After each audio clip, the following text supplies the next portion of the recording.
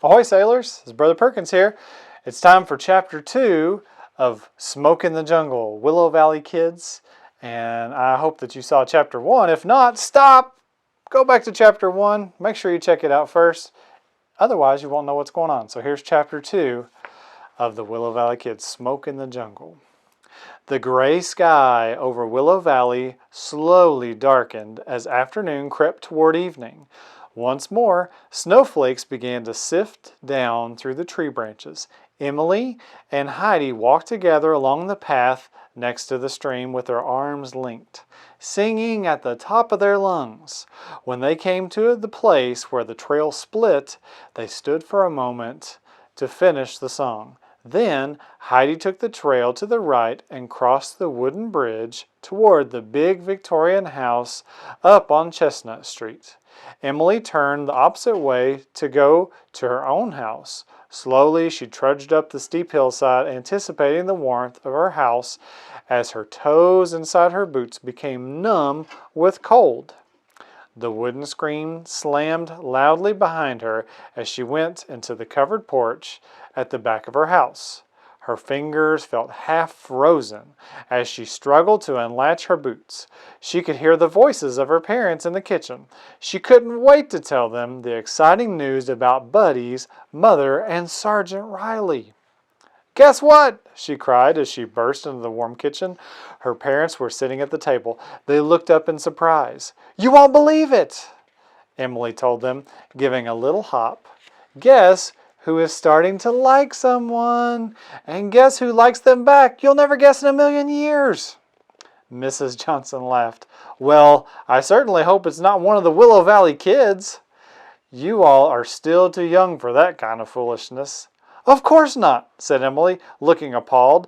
But she was too excited about her big news to stop and react to this horrifying idea. Then the sparkle returned to her eyes and she giggled. "It's Buddy's mom. She's dating Sergeant Riley."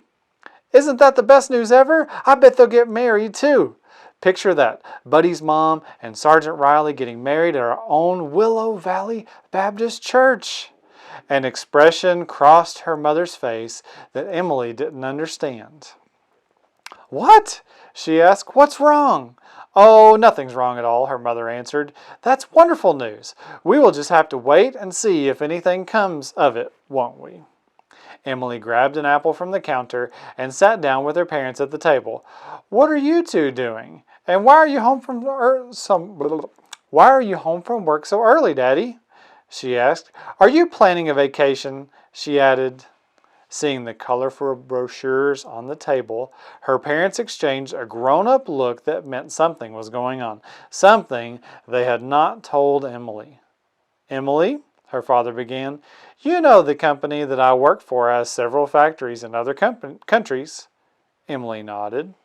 "Well, when we build a plant in a foreign place, we have to help our company fit into the culture there. This involves working closely with the people wherever it may be.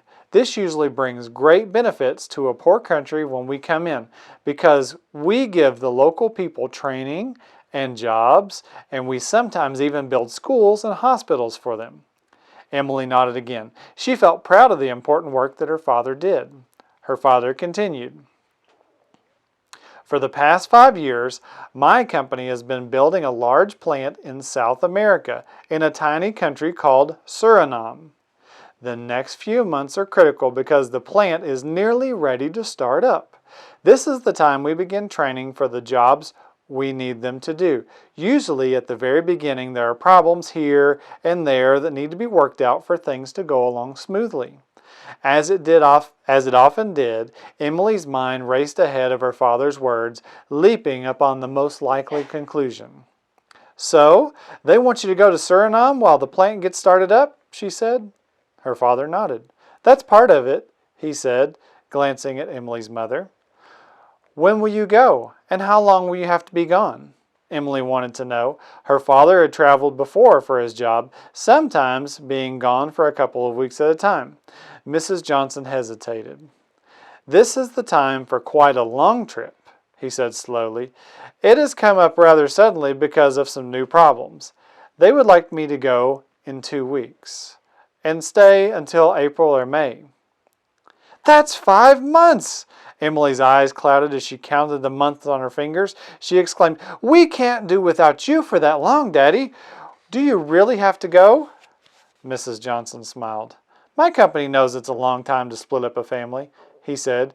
He reached out and covered her small hand with his large one.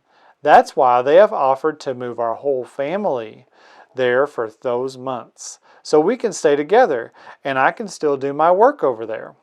In that split second, everything in Emily's world seemed to freeze as solidly as the woods outside the window. She held her breath and stared at her father's face. Finally, the questions began to tumble out. But what about school and church and Heidi and my friends?" "It's only for a few months, sweetheart," her mother said gently. "Think of what an adventure it will be. We'll get to see all sorts of new places. You've always wanted to travel to other countries, and we'll be right back here before summer vacation begins." Emily swallowed hard and looked from her mother to her father and back again. "So, are we really going? Is that all decided?" she asked in a small, choked voice. "I haven't given them my final answer yet," her father told her, "but I believe truly that God is giving me and our whole family a tremendous opportunity down in Suriname." "Well, I don't think so," wailed Emily. "I think it's the most terrible idea I've ever heard. How can it be okay to leave everything here and go to some strange place where I've never been and not get to be at school with my friends and not to get to see Willow Valley? I won't go. I won't." Emily's angry words seemed to echo all around the room, crashing into the walls and falling to the floor into a deafening silence. Then, standing up so suddenly that her chair nearly fell over behind her, she ran from the room and up the stairs. Flinging herself across the bed, she burrowed her head underneath the pillow in its familiar, soft pink pillowcase, trying to shut out the reality of what had just happened. But it was no use. Change was coming to Willow Valley. Change was coming to Emily. All right, boys and girls, that concludes chapter number 2. Make sure that you remember you're invited to our drive-in church service this Sunday. And if you come, make sure you wave to me, and I'll try to scope you out as well and see you. All right, boys and girls, have a good weekend. Bye.